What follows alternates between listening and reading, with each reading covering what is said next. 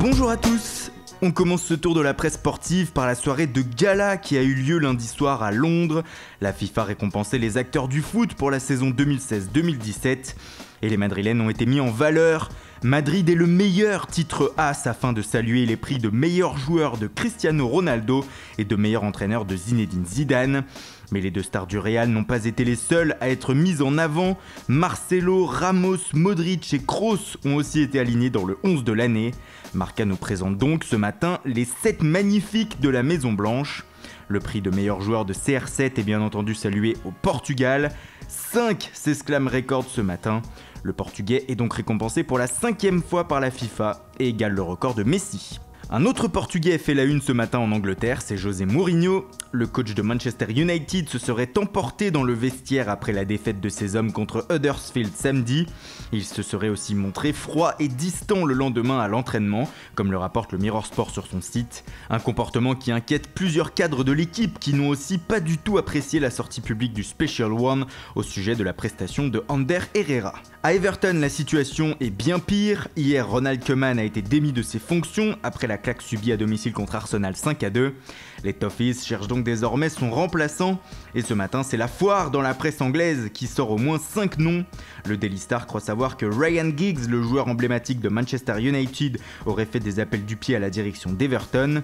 Le Mirror Sport, lui, pense que c'est Thomas Tuchel, l'ancien coach de Dortmund, qui serait le choix numéro 1. Alors que dans le même temps, le Daily Telegraph annonce que le club de Liverpool pourrait mettre 2,8 millions d'euros sur la table pour arracher Sean Dyche à Burnley ou Marco Silva à Watford.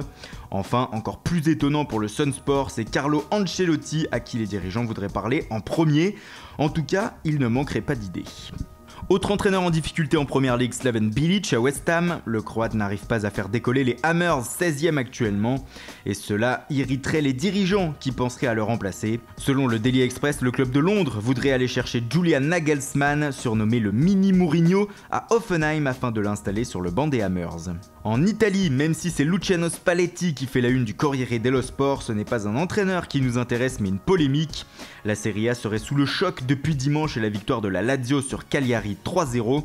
En effet, durant le match, des supporters lazialais situés virage sud du Stadio Olimpico, le virage des supporters de la Roma, car leur côté le nord était fermé, ont posté des images d'Anne Frank avec le maillot de la Roma. Anne Frank, petite fille juive allemande morte dans les camps de concentration durant la Seconde Guerre mondiale, est devenue célèbre grâce à son journal intime vendu à des millions d'exemplaires dans le monde après la guerre. Un photomontage qui était déjà apparu sur les réseaux sociaux mais jamais à l'intérieur d'une enceinte. La police a ouvert une enquête et une nouvelle fois, le spectre de l'antisémitisme plane sur la Lazio. Et enfin, on termine avec du vrai football sur le terrain. En Espagne, ce soir débutent les 16e de finale aller de la Coupe du Roi. Le FC Barcelone se déplace à 21h30 à Murcie.